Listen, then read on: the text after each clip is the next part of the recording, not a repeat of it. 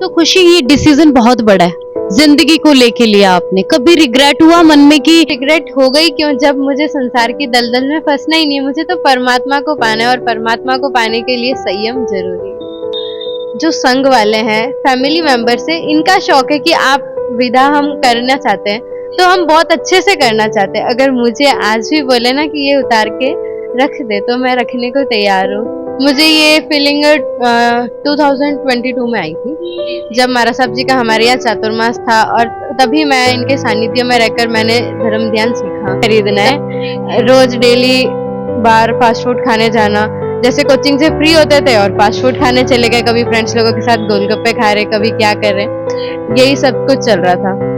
But जब श्रावक के 12 व्रत मैंने स्वीकार किए, उसके बाद मेरे अंदर बहुत सारे चेंजेस आए। चलता था मेरा रात में, और आलू प्याज जिसे कंदमूल बोला जाता है, उन्हें भी मैंने छोड़ दिया, उन्हें भी मैंने त्याग कर दिया हमेशा हमेशा के लिए। जब मुझे महाराज साहब जी ने समझाया कि उनमें कितनी जीव उत्पत्ति होती है, कितने जीव होते हैं। कि मम्मा का रिएक्शन, क्योंकि लड़कियां जो हैं वो अपनी माँ के सबसे ज्यादा करीब होती है, उनके तो पैरे तले जमीन ही खिसक गई थी, उनको बहुत गहरा सदमा लग गया। वो तो शॉक्ड रह गए कि क्या बोल रही है, एक बार फिर से रिपीट तो कर, तू होश में तो है, मतलब कि आप क्या बोल रहे हो। एक उन्होंने यही कहा कि मुझे दीक्षा लेनी है, मेरे दीक्षा के भाव है, मुझे महाराज साहब जी के पास जाना है। फिर उन्होंने बहुत समझाने की कोशिश करी, बट मैं मानी नहीं। सबसे क्वेश्चन पुटअप करती हूँ कि आपने शादी करी है तो आपने जिस मकसद से शादी करी वो मकसद आपका पूरा हुआ? नहीं हुआ ना, क्योंकि आप किसी को के लिए कितना भी करते हैं, बट यही है कि कोई उधर मुंह मोड़ लेता है तो कभी कोई उधर। जब मैं बड़े पापा को मनाना चाहती थी तो बुआ नाराज हो जाते थे, पापा को मनाया तो मम्मी नाराज, कोई ना कोई नाराज हो ही जाता था। तो मैं इस संसार में रहकर और शादी करने के बाद दो परिवारों को हैंडल करना मुझे तो बहुत मुश्किल लगने लगा। कि जैसे जिस तरह से परिवार से परमिशन लेने के बाद जब आप अपने गुरु के पास आते हैं तो क्या चीजें जो है वो देखी जाती हैं? जैसे आपका विनय देखा जाता है, और छोटे छोटे दीक्षा लेने से पहले पाठ होते हैं, जैसे 25 बोल हो गया, दशवेकालिक सूत्र हो गया, आपको प्रतिक्रमण हो गया, छोटे छोटे थोकड़े, आपका बेसिक नॉलेज देखा जाता है कि आप उस एबल हो या नहीं। परीक्षा भी होती है कोई, जिसमें अंदर तक जो है हमारा जो शारीरिक और मानसिक तौर पे पूरा जो है वो देखें कि हम तैयार हैं या नहीं। क्योंकि जैसे जो ये अभी आपको मेरे सर पे हेयर्स दिख रहे हैं ना, ये हेयर्स अभी थोड़े मतलब हट जाएंगे, और उसके बाद अभी तो जैसे नाई आकर हमारे बाल हटाता है, पेनफुल है, लेकिन आपकी स्माइल को देख के लग रहा है कि आप बहुत खुश हैं। हाँ जी, क्योंकि एक एक बाल को हटाने से मेरे एक एक कर्मों की निर्जरा होगी, और कर्मों की निर्जरा करके मैं शीघ्र मोक्ष को प्राप्त करूंगी। हमारे समाज में अनेकों मार्ग जो हैं वो गुरु की ओर से हमें बताए जाते हैं, जिनमें से एक मार्ग जो है उन्हें जैन पंथ के नाम से जाना जाता है। और इसकी अगर हम व्याख्या के बारे में बात करें तो ईश्वर की प्राप्ति, ईश्वर के जो स्वरूप है उसके विषय में हम बहुत गहनता से जान सकते हैं।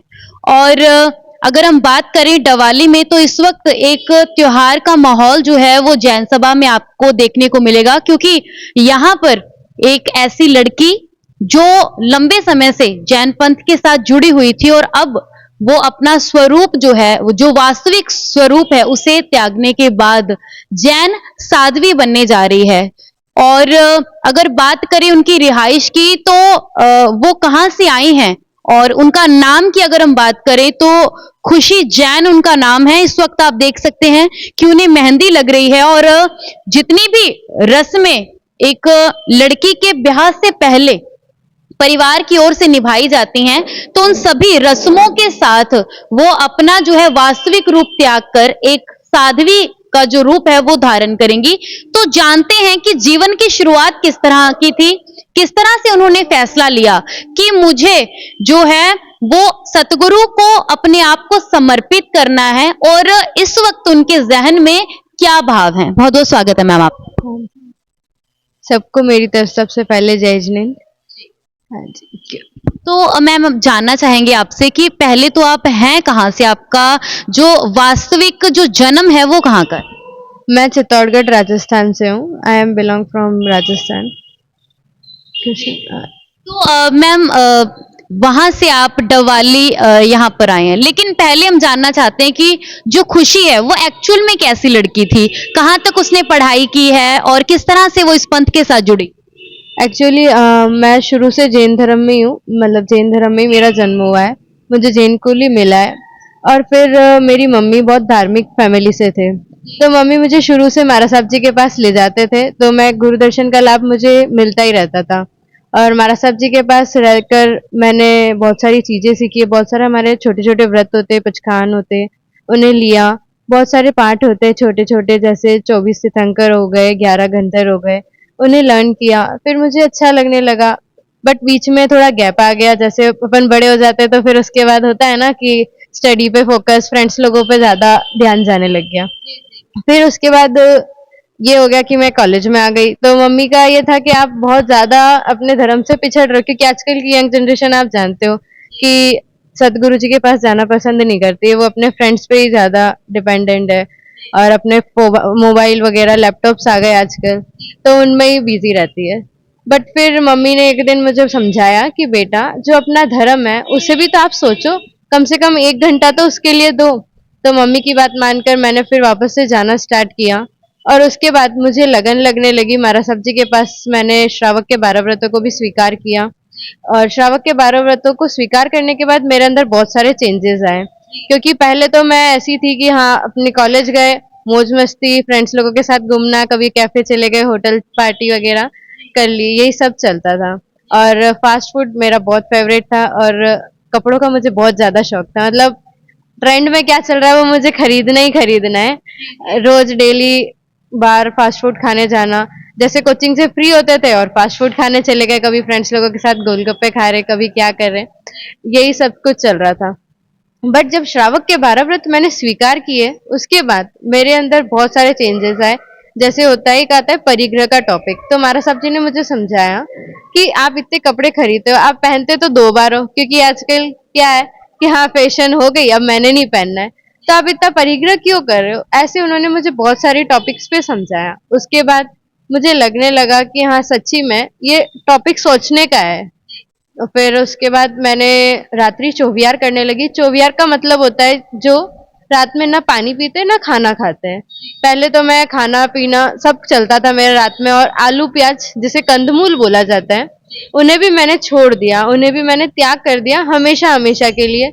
जब मुझे महाराज साहब जी ने समझाया कि उनमें कितने जीव उत्पत्ति होती है, कितने जीव होते हैं, फिर मैंने पहले तो 10 दिन के लिए त्याग किया, मंथली, फिर आगे बढ़ती बढ़ती हमेशा हमेशा के लिए उन्हें छोड़ दिया।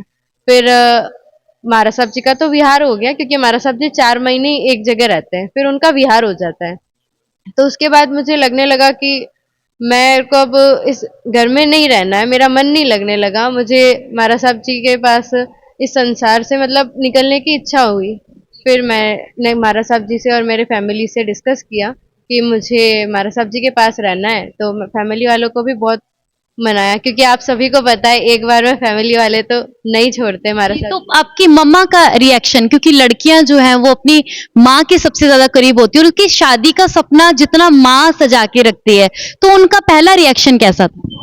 उनके तो पैरे तले जमीन ही खिसक गई थी, उनको बहुत गहरा सदमा लग गया, वो तो शॉक्ड रह गए कि क्या बोल रही है, एक बार फिर से रिपीट तो कर, तू होश में तो है, मतलब कि आप क्या बोल रहे हो। एक उन्होंने यही पूछा मेरे से, 2-3 बार रिपीट किया कि क्या क्या बोल रही है। मैंने कहा कि मुझे दीक्षा लेनी है, मेरे दीक्षा के भाव है, मुझे महाराज साहब जी के पास जाना है। फिर उन्होंने बहुत समझाने की कोशिश करी, बट मैं मानी नहीं। काफी लोग ने भी समझाया, बड़े बड़े काउंसलर लोग भी आए कि बेटा आप ऐसे ना करो, क्योंकि सबका फर्ज होता है पूछने का कि आप क्यों ले रहे हो ये डिसीजन, ऐसा क्यों, आपको ऐसा क्या लगा। तो मैं आप सबसे एक क्वेश्चन पुटअप करती हूँ कि आपने शादी करी है, तो आपने आपने जिस मकसद से शादी करी वो मकसद आपका पूरा हुआ?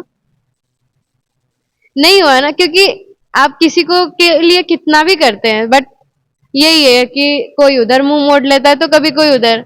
और मेरी फैमिली है ना, सच्ची में बताऊं तो बहुत बड़ी है।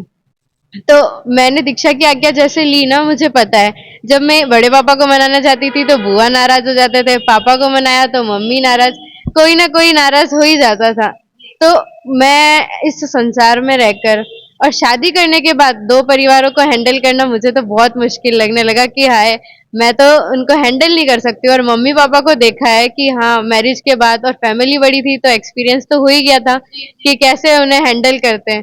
तो मेरे में इतनी कैपेसिटी नहीं थी कि मैं उन्हें हैंडल कर पाऊँ।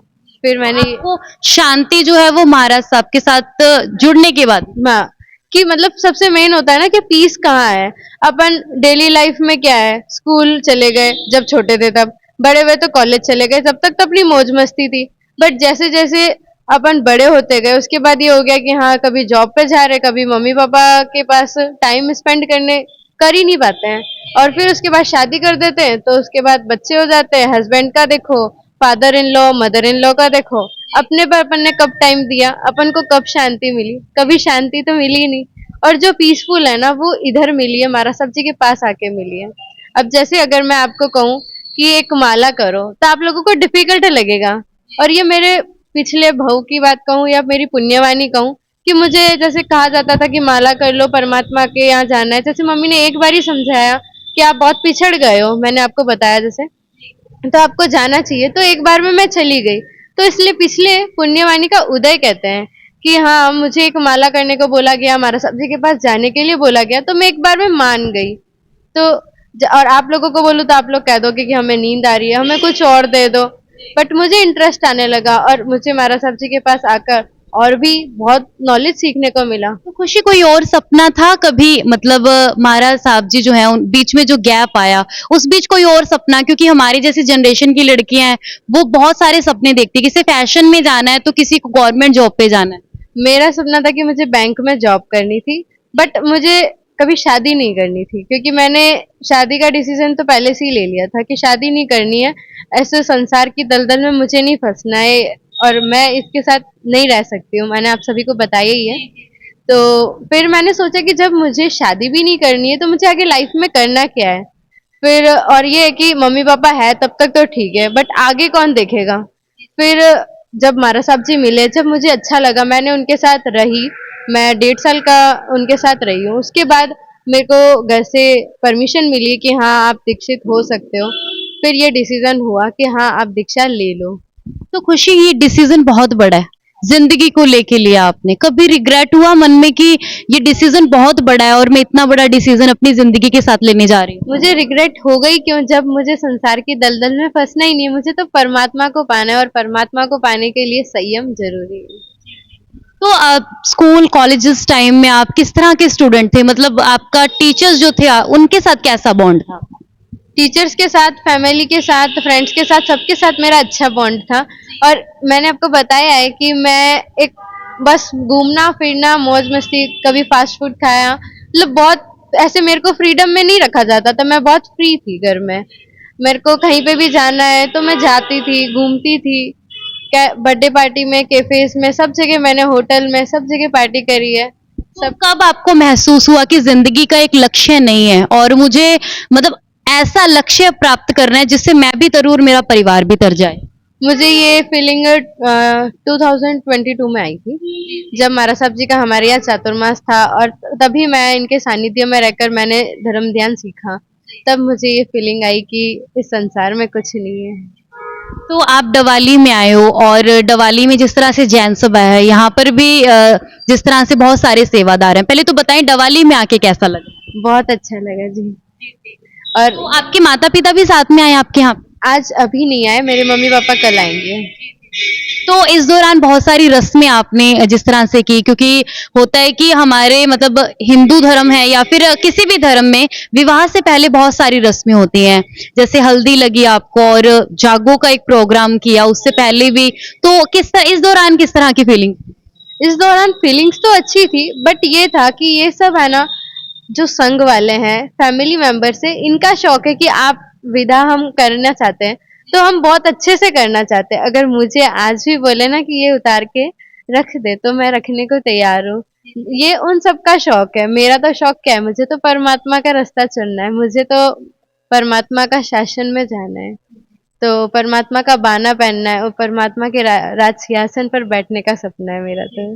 तो जैसे कल मतलब बहुत कम समय रह गया है आपका अपना जो स्वरूप इस वक्त आपका है उसे उतार कर जो एक वास्तविक एक साध्वी का स्वरूप है उसे धारण करने में, तो उससे पहले क्योंकि जब एक घर छोड़ के लड़की दूसरे घर में जाती है तब बड़े सारे भाव होते हैं, तो एक प्रवेश छोड़कर आप दूसरे प्रवेश में जा रही हैं, अब क्या भाव है?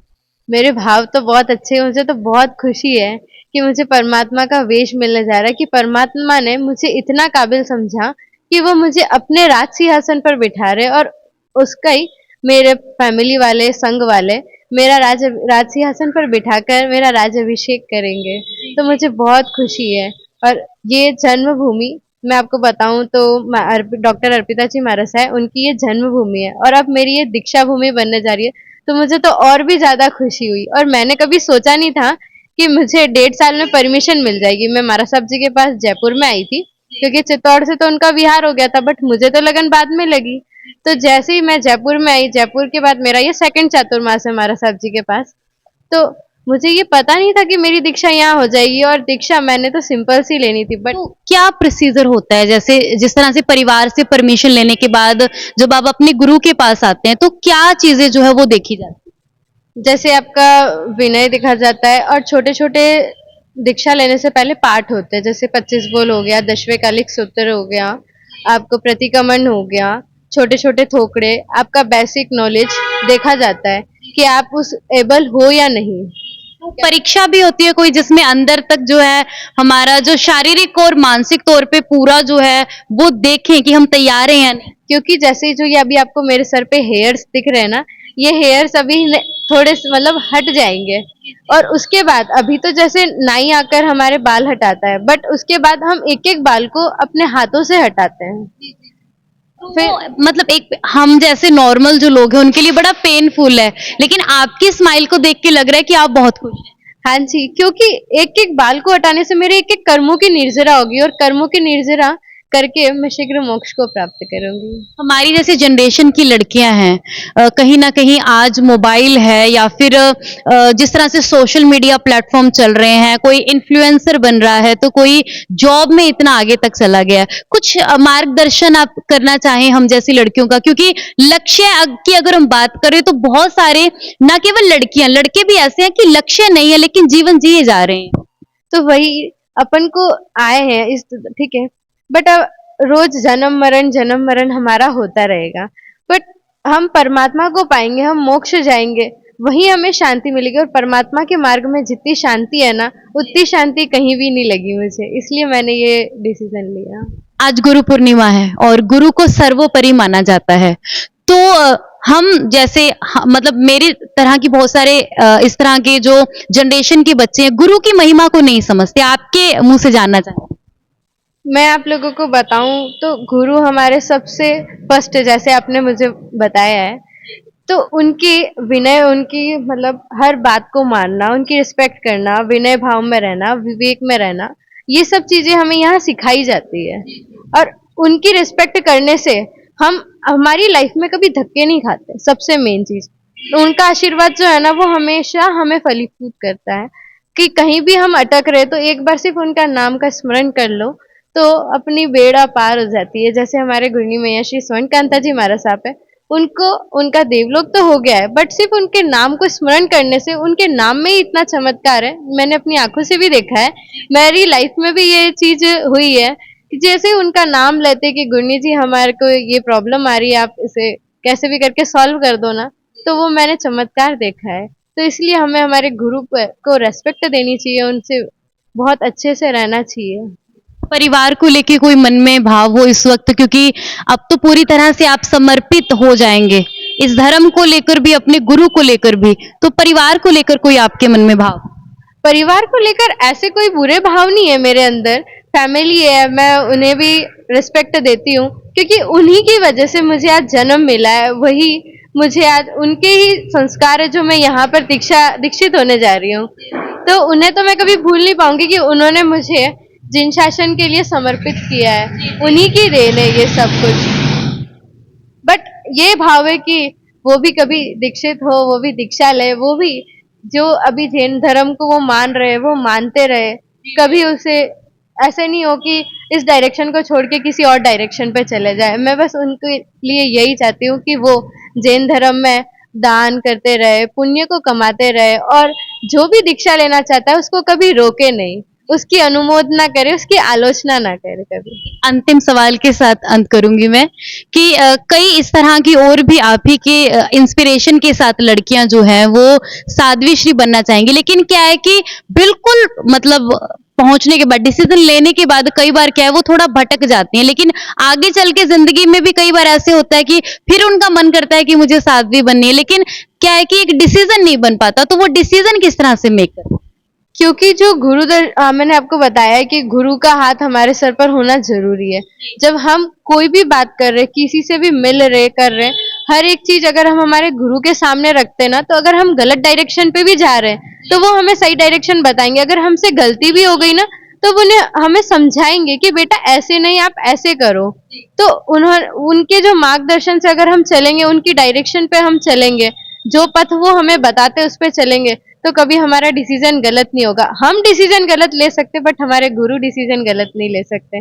तो जो भी चीज आप डिस्कस करो, कोई भी डिसीजन लेना चाहो, तो पहले अपने बड़ों से, अपने मम्मी पापा से करो, अपने घर के गुरु से करो, किसी से भी करो जिस पे आपकी श्रद्धा है सबसे ज्यादा।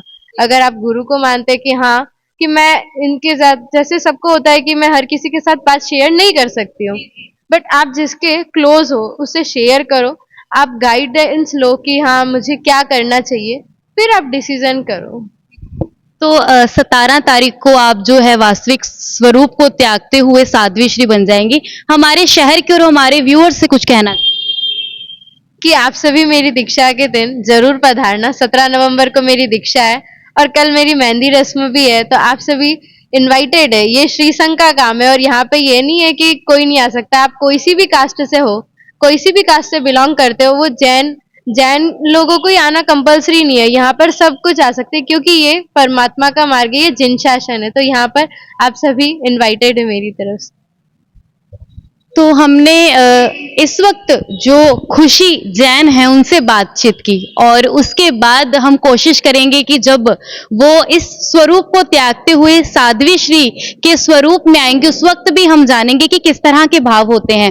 देखिए बहुत बड़ा डिसीजन है अपनी जिंदगी को लेकर ये, और इस डिसीजन को किस तरह से उन्होंने बनाया और गुरु की महिमा के विषय में उन्होंने बताया। आज गुरु पूर्णिमा भी है, तो हमारे चैनल के जितने भी सब्सक्राइबर हैं उन सभी को गुरु पूर्णिमा के लिए हार्दिक शुभकामनाएं भी है। और वो इसी तरह से हम भी आपसे कहना चाहेंगे कि गुरु को अवश्य धारण करें, ताकि आपकी जिंदगी की जितनी भी विडंबनाएं हैं वो सभी गुरु के मार्गदर्शन से दूर हो जाएं। तो जिस तरह से कहा है कि 17 नवंबर को उनकी दीक्षा है, तो जरूर आप पहुंचे जैन सभा में, चाहे आप किसी भी कास्ट से हो। लेकिन यदि आप सदगुरु के मार्ग को मानते हैं, आप इस पंथ को मानते हैं, रिस्पेक्ट करते हैं और इतनी दूर से जो है खुशी जैन यहाँ पर डवाली में आए हैं, तो डवाली वासी और डवाली के आसपास के जितने गांव हैं उन सभी का फर्ज बनता है कि उनकी इस खुशी के मौके पर हम सभी उन्हीं के साथ शामिल हो। तो इसी तरह की लाइव अपडेट्स के लिए हमारा चैनल न्यूज़ टीम लाइव से आप इसी तरह जुड़े रहें। आपके साथ मैं हूं उर्वशी।